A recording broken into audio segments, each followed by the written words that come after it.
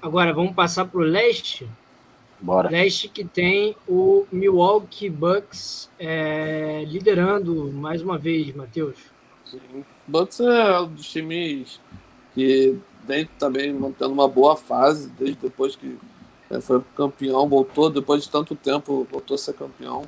Então, ainda mais Giannis voando dentro de quadro, o último jogo simplesmente anotou 46 pontos. Então, assim, é um time fantástico de assistir, time completo, tá bem arrumado e chega bem forte para essa temporada também. Vai ser um time vai longe nos playoffs. E um time que vem atropelando nas últimas rodadas, né? E Sim. passou o Celtics, assumiu a liderança. Sim. Exatamente, né? Tá crescendo nessa reta final. A gente que acompanha a NBA ano após ano, a gente sabe a importância que é tu crescer no momento certo da competição. Né? Às vezes largar muito bem e no final cair, perder as posições, classificou em quarto, uma posição boa mas esteve na liderança durante boa parte da competição, no final as outras equipes chegaram mais inteiras no playoff, chegaram jogando melhor. Né? E o Milwaukee Bucks a gente vê que realmente está nessa crescente, nesse momento certo, que é a reta final da temporada regular, e numa conferência tão equilibrada como é a Conferência Leste, né, obviamente ficar em primeiro na classificação e garantir uma de quadra até as finais da conferência, isso aí realmente faz muita diferença. Né? Ano passado, o Boston Celtics, ele teve também um momento de muita queda no mês de dezembro, teve muita briga interna, Marcus Smart dando entrevista e o Jason Tatum de um lado falando outra coisa, mas a equipe se reestruturou, a partir de janeiro começaram a ganhar, classificaram, terminaram em primeiro e chegar até a final, né? Acabaram não conquistando o título, mas fizeram uma grande temporada e cresceram no momento certo. E eu vejo esse crescimento pelo lado do Milwaukee Bucks. Mas eu entendo ainda que no leste, o Philadelphia 76ers é um candidato fortíssimo a conquistar esse título, porque o que está jogando o Joel Embiid não é brincadeira. 76ers, Marcelo, que vem com uma sequência de 5 vitórias. Sim. E o Barba encaixou muito bem com o Joel Embiid, né? Então, o Barba como o cara que constrói jogadas e o Embiid como o cara que finaliza, foi um casamento muito interessante ali pro Sixers, né? O Barba é polêmico, mas é um grande jogador também, ele entende muito de basquete, e o Joel é dominante no garrafão, na atualidade um dos mais dominantes, né? Eu só fico em relação aos Sixers com o pé atrás, porque é muito curioso que nos playoffs, nos momentos mais decisivos, parece que dá um apagão na equipe, né? A gente viu isso, o Joel Embiid já demonstrou isso algumas vezes, o Barba, então, na época do Rockets, demonstrou isso também, que no momento decisivo do playoff, eles acabam dando um apagão. Então, tomou uma virada, né, de 3-1 contra o Golden State Warriors, né? Tem isso, né? Essa é marcante demais, né? Então, é preocupante para os torcedores do Sixers. Eu vejo, né, nessa conferência o Celtics muito bem. Eu acredito que o Jaylen Brown precisaria acreditar mais no basquete dele. Eu acho que é o grande craque da equipe, mais até do que o Tatum. Mas não acredito. A impressão que dá é que o Jaylen Brown não tem toda essa confiança. E o Bucks é uma equipe mais organizada, sabe? Tem o Giannis como a grande referência, mas o restante do time está muito bem organizado para dar essa condição para o Giannis. O Drew Holiday joga demais. É impressionante o que ele joga. O garrafão ali com o Brook Lopes vai muito bem também, que consegue dar espaço para as infiltrações do Giannis. Então o Bucks tem um sistema que está funcionando muito bem. Então é de fato uma conferência ali que tem contenders em diferentes equipes, né? Então Bucks, Celtics e Sixers, eu tenho a impressão que são os grandes favoritos para chegar à final, com uma relativa vantagem para o Celtics e para o Bucks. Em quarto aí vem o Cleveland Cavaliers, né? Uma equipe que passou por um período de reconstrução, né? Depois da saída do LeBron, agora achou uma nova estrela, né? Que é o Donovan Mitchell. Uma temporada aí surpreendente dos Cavs, ou essa movimentação de trazer o Donovan Mitchell já dava para imaginar que o Cleveland ia ter uma boa temporada? Não, eu acho que foi uma grata surpresa.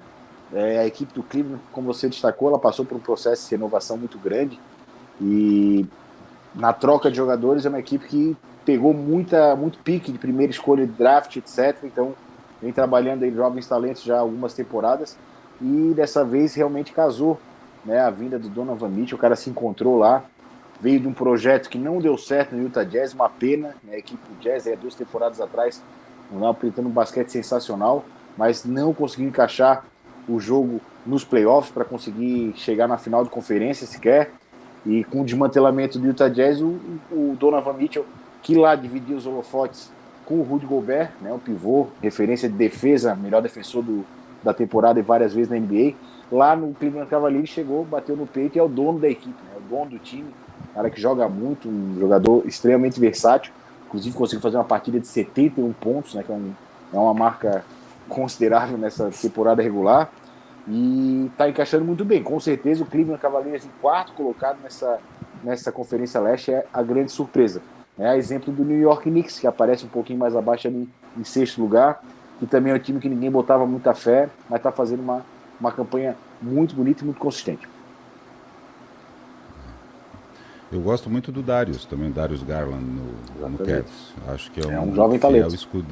Fiel escudeiro pro Donovan. Grande jogador.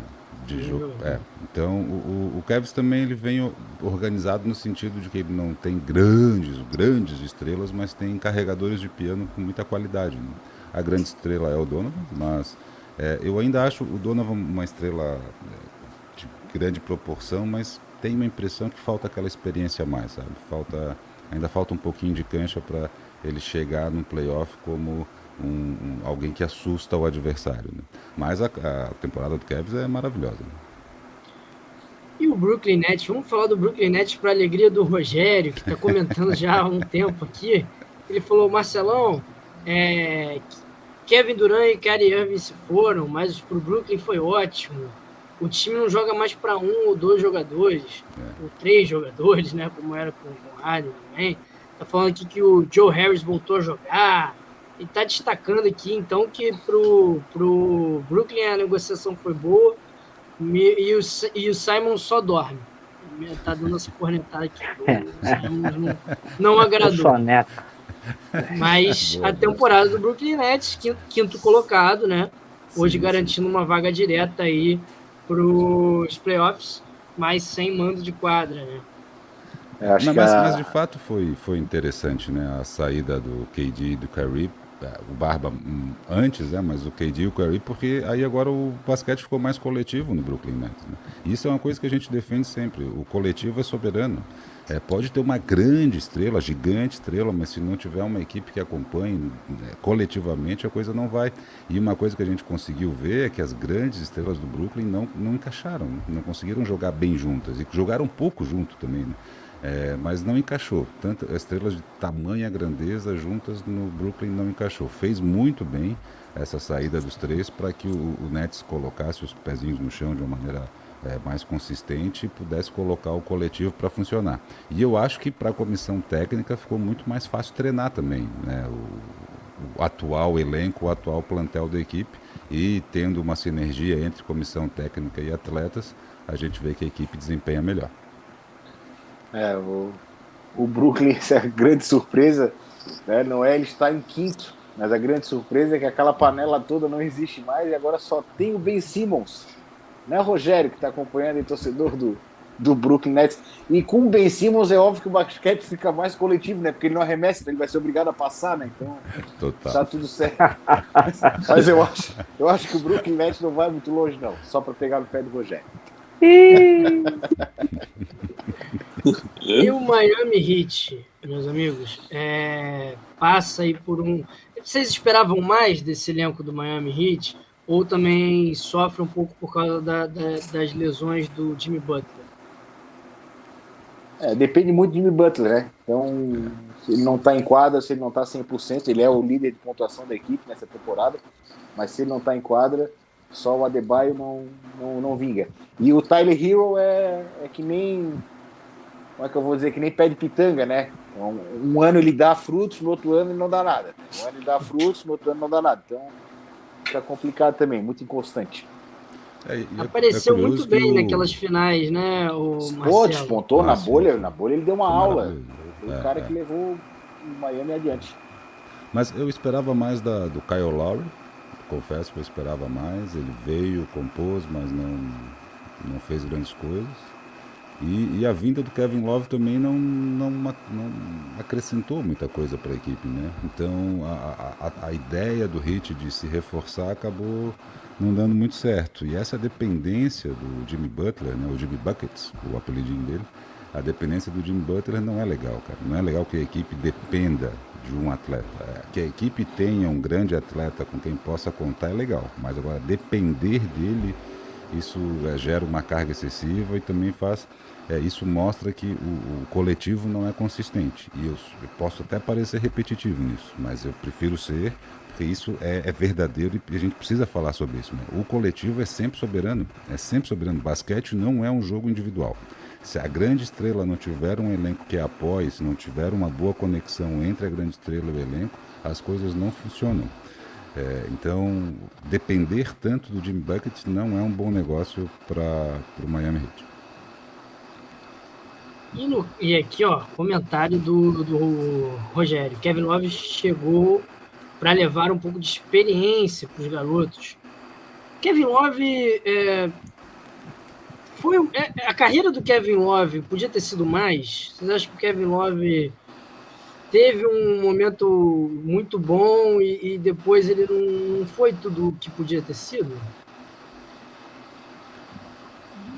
Opinião polêmica? Dizer dessa forma, né? Mas porque ele jogou com LeBron e Kyrie. Foi um fiel escudeiro para os dois, né? Alguém querer se destacar tendo LeBron e Kyrie no time tá querendo demais. Não tem como, né? Mas depois, quando o Kyrie saiu, ele podia ter pego o protagonismo. Mas aí eu acho que ele já estava na descendente da carreira, né? No melhor momento dele, ele tinha essas outras duas estrelas para fazer a sombra, né? Aí depois eu acho que não... e também teve a questão de que enfrentar a depressão para ele foi difícil, né? E a depressão pegou forte no Kevin Love, e isso a saúde mental impacta demais no atleta, né? Fez os tratamentos, hoje é uma referência nesse assunto para os demais atletas, da importância de cuidar da saúde mental, mas no melhor momento da carreira dele, ele tinha do lado LeBron e Kyrie. E volto a dizer, né? Alguém querer se destacar diante desses caras não vai dar muito certo, nem a franquia vai deixar, né? Então, mas eu acho que ele foi um fiel escudeiro naquilo que ele era necessário para a equipe, ele fez muito bem, não é à toa que o Cavs foi campeão. Exatamente. E eu acho assim, muita pretensão do Miami Heat, achando que contratando o Kevin Love na janela de transferência ia reforçar o time de tal forma que o time ia dar um salto na classificação, né? Não é um jogador, já foi há muito tempo, não é um jogador que poderia fazer essa diferença, mas não de uma forma tão grande como se imaginou que aconteceria agora, né? O que ele fez na carreira dele, eu acho que ele fez o que ele tinha que fazer, né? Fez muito bem, garantiu um título da NBA, um anel da NBA, não é todo mundo que tem, muitos grandes jogadores passaram e não conseguiram, mas para ele o que resta hoje é isso daí, ele vai ficar pulando de um time para outro com contratos pequenos, contratos de uma temporada, porque realmente ele pode trazer experiência para um grupo de garotos, né, como o Rogério destacou, mas fazer a diferença em quadra, com estatística, com ponto, com rebote, com assistência, com trabalho de garrafão, eu acho que é muita pretensão alguém esperar isso aí dele na fase atual da carreira em que ele se encontra. E o Rogério comentou aqui, ó, que foi exatamente esse o ponto que você levantou, Marcelo, da depressão, né? Sim. Passando aí um pouquinho para baixo na tabela, Raptors e Hawks, desses dois times dá para esperar alguma coisa? Do Atlanta Hawks com o Trae Young, vocês esperam? Esses times hoje estariam no play-in. Desses dois times aí, dá para esperar alguma coisa em pretensão de playoffs? Não. São coadjuvantes. Né? O Hawks tem só o Trae Young, né, Aldo? Não tem ninguém que o ajude. Então.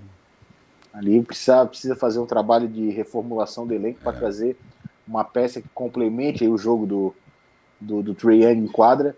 É um jogador fenomenal, manda no time, só que ele, na minha visão, continuando com esse cenário lá em Atlanta, ele está fadado a ser um Damian Lillard, né? Um cara muito ligado à franquia, que conseguiu feitos consideráveis, né? Colocar o Atlanta Hawks novamente no playoff. Lembrando que o Trae Young foi para o Jogo das Estrelas ano passado e desde que Mutombo, Marcelo, que o Atlanta Hawks não colocava um atleta no Jogo das Estrelas. Né? Essa então, informação não sei, mas pode ser. Posso até estar um pouco equivocado, mas alguns feitos importantes que o Trae Young conseguiu, mas em termos de elenco, né, falta bastante ainda para o Atlanta sonhar em bater de frente aí com 76ers, com Boston e com Milwaukee Bucks. São times que estão muito à frente do Atlanta no momento. E o Raptors Marcelo, da mesma forma, né? O Raptors tem o Pascal Siakam, tem o Van Fleet, mas né, não apresenta uma regularidade, não apresenta consistência. Então também vai ser coadjuvante. Talvez faça um play-in bacana, sabe? Talvez faça um play-in divertido. Mas no playoff não consigo ver eles avançando, não. Marcelo, e você que viu de perto o Chicago Bulls, o time que hoje está em 10º, né? Sim. Então regrediu bastante em relação à temporada passada. Hoje teria a posição mais ingrata do play-in, né? Tendo que remar aí para conseguir se classificar. É uma decepção em relação à temporada que fez. Eu acho que uma tristeza. Uma tristeza enquanto torcedor, né? De ver o Chicago Bulls, o histórico Chicago Bulls, tendo bons atletas, né? Não conseguindo desempenhar um bom basquete. E quando digo bons atletas é só isso, são bons, não são excelentes, né? Mas tem um conjunto de bons atletas e acho que poderia, se bem treinado, poderia ter um desempenho melhor. Mas o Chicago Bulls é mais uma temporada de coadjuvante, muito coadjuvante, né? Quase elenco de apoio ali, figurante. Mas é uma pena porque tem o Lavine lá que joga demais, tem o Caruso que também joga demais. O Lonzo está machucado, né? Faz bastante falta, mas Vucevic é um grande pivô. Exato. E trouxe agora o Patrick Beverley, né? Isso, tem o Pat Beverley também que joga demais, só que eles acabam não conseguindo desempenhar, né? O Lavine está com bons jogos aí, os últimos jogos dele impressionantes, né?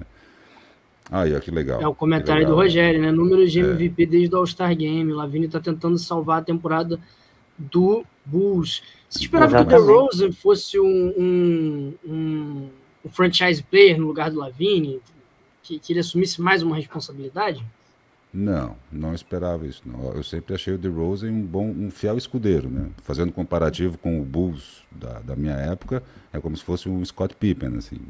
Tem que ter um protagonista para ele apoiar esse protagonista, porque joga demais o DeRozan, é impressionante, né? Mid-range é o maior especialista que a gente tem na atualidade, não erra nenhuma do mid-range, ali próximo do garrafão, de 1 ou 2 passos à frente da linha de 3 pontos, ali na zona de 2 pontos, o cara é um espetáculo, mas não como o líder da equipe, né?